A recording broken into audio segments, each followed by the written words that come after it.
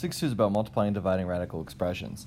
The key here is that it's n root of 8 and of a and the nth root of b. You can go ahead and combine those and you can multiply them. So if you look at a, it says the cube root of 6 and the square root of 2. Because those are like that, you cannot combine. The explanation would be their indexes are different, but what that means is that the square roots are different. One's a cube root, one's a square root. Now, we have cube root of -4 and the cube root of 2. So what that simplifies it into is, because they're both cube roots, I can do that. -4 times 2, which is -8. And then since you can reduce cube root of -8, that ends up giving me -2. We started to talk about this a little bit yesterday when we were doing those problems with reducing radicals and stuff of that nature. But the cube root of 54. So if I'm looking at 54, what's 54 break down into? Well, 9 times 6. 9 is 3 times 3. 6 is 3 times 2. So my prime factorization here is 3 cubed times 2, which is fine because we're looking for the cube root of this. Remember, cube roots, I need sets of 3. So 3 cubed times 2, x to the 5th. So I need sets of 3. Well, since 3 has sets of 3, I could take this power and divide by 3. 3 divided by 3 is 1, so I can pull 3 to the first out. The 2 is not raised to anything, so it's going to stay under there. Well, now we have x to the 5th to deal with. Well, what's 5 divided by 3? Again, it's the same thing we did the other day. 5 divided by 3 is 1. I can pull 1x out. How much does that leave? Well, 5 divided by 3, if I'm pulling 3 x's out, that leaves 2 still left underneath my radical. So my final answer is 3x, the cube root of 2x squared. Remember, this exponent that's left is always going to be smaller than the exponent, than the radical out front. When attacking this thing, I'm always going to get it down to one radical first. So the square root of 72x cubed y squared times the square root of 10xy cubed. That's going to give me, when I multiply, make it one thing. The square root of 720. X cubed times x is x to the 4th. Y squared times y cubed is y to the 5th. Remember, when you multiply variables, you add their exponents. So let's go ahead and reduce here. 720. Again, and I'm going to use the two things that just multiply to get it, so it's really not that big of a deal. 72 and 10, which gives me 2 and 5. 72 is 9 times 8, which gives me 3 and 3. 4 and 2. It's a crazy one. 2 and 2. So what does it give me? Well, it gives me 3 squared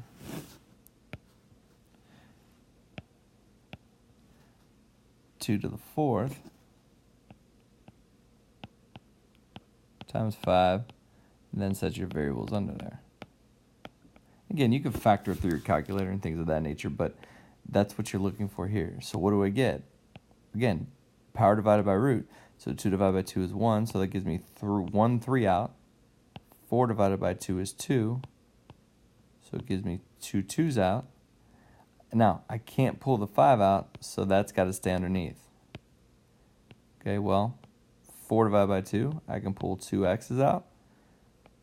5 divided by 2, I can pull 2 y's out. However, that means that there's 1 left.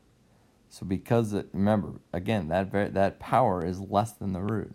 Well, let's clean all this garbage up. 3 times 2 squared is going to be 12. X squared, y squared, and then the square root of 5y. It's not a 0. That's a bad representation. I shouldn't have done that. So go ahead and erase that before it messes someone up. Just like with multiplying, with dividing, I'm going to work to get to one thing first and foremost. So let's break this down. What's 18 divided by 2? That's going to give me the square root of 9. X to the 5th divided by x cubed. Again, when you divide variables, you subtract their exponents. You get 9x squared. Well, square root of 9 is 3. Again, this power divided by the root, 2 divided by 2 is 1x. Nothing left over. You get 3x. So again, get it to one square root before you do anything. In this case, a cube root, but it's a cube root of 162 divided by 3, which is 54. And y to the 5th divided by y squared, which is y cubed. Well, let's break 54 down. 9 times 6 is 54.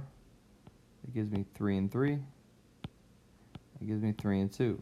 So my prime factorization is 3 cubed times 2 y cubed.